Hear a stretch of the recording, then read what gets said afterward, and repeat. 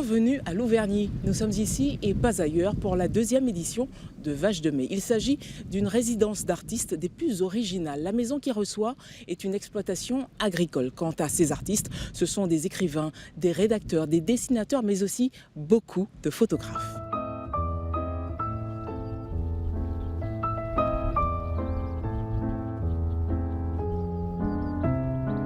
Voici Belle-Star et Harmonie, deux vaches charolaises, de magnifiques modèles pour Alessandro Parente.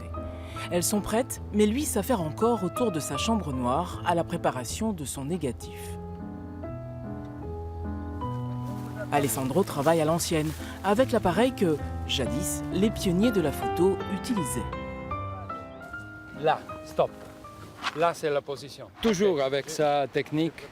C'est un truc de faire des essais, c'est pas facile, mais les résultats, après, c'est fantastique.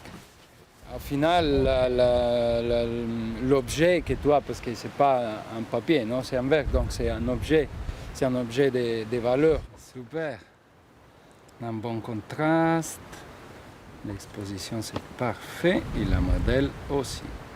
Un moment unique partagé avec Rodolphe, le propriétaire de ces vaches et co-organisateur du projet Vaches de Mai 2019.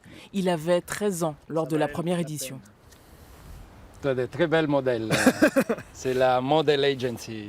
J'ai de bons souvenirs, ouais. Et pourquoi la refaire? C'est un pari assez fou. Oui. Déjà, on a lancé l'invitation, ils ont tous dit oui au premier coup, ceux qui ont été présents. Donc on a été un peu au pied du mur et puis on a continué la démarche. Les vaches, c'est le fil conducteur, mais on voit tout ce qui se passe derrière, que derrière un litre de lait, un steak, il y a une vie, de la vie humaine, des familles. Il faut préserver toute cette agriculture de campagne. C'est aussi ce troupeau que Michel Houry et Robert Carra, peintre et illustrateur, n'imaginaient pas un jour approcher de si près, jusqu'à le croquer sur le vif, au repos, au repas et même en tête-à-tête.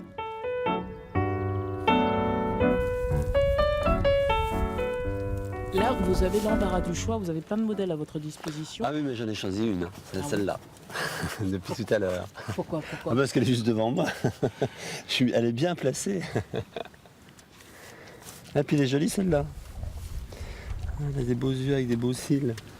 Quand on les dessine, on s'aperçoit qu'elles sont toutes différentes. On a l'impression qu'elles sont faites sous le même moule, mais non, elles sont toutes différentes.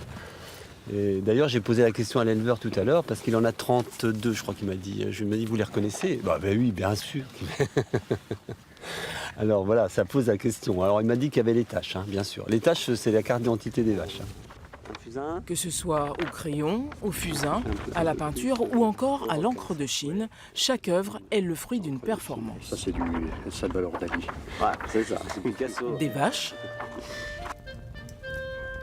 Ouais, c'est bien. Et des hommes dans une thématique chère à Yves Le Rech, le portrait. Je monte un peu, mais je vais voir le feu quand même. Devant l'objectif, l'homme qui tient la pose, c'est Jean-Claude Conreur, 82 ans, éleveur à la retraite. Ce qui m'intéresse, c'est toujours les gens. Les vaches aussi, mais c'est plutôt l'interaction entre gens et vaches. Et maintenant que je suis revenu 25 ans plus tard, j'ai décidé de faire plus des portraits des hommes, justement. Vous les avez reconnus ou pas? Pas tous, honnêtement pas tous. Bon, lui, Jean-Claude pas, parce qu'il était... C'est une photo de dos, donc j'ai malheureusement pas d'image de lui de face. Il était très fier du pied de sa vache. Jean-Claude, lui aussi, se souvient de cette journée fort distrayante de mai 95. J'étais dans une salle de traite en train de traire. Oui. Donc ça n'avait rien à voir. C'était aussi long? C'était beaucoup plus court. Et c'était dû à quoi? Il a pris 2-3 photos et puis basta. Tandis que là, il faut poser, il faut se retourner, quart de tour, le regard. Regard à la Gabin, parce que c'était presque Gabin. Michel Moreau, c'est pas ça. C'est une histoire de potes, en fait. On se connaissait déjà il y a 25 ans et on a remis ça cette année. Mais pour moi, c'est de travailler intensément pendant 3-4 jours pour faire une exposition tout de suite aussi. Il y a le fait d'avoir un but et puis après de montrer ce qu'on a fait aux éleveurs et puis ça crée le lien, en fait. En 1995, il n'était que 5 photographes autour du projet Vaches de Mai, plus une poignée d'éleveurs. Un quart de siècle plus tard, les artistes se sont multipliés autour de la table. Quant aux éleveurs, ils sont 5 fois plus nombreux.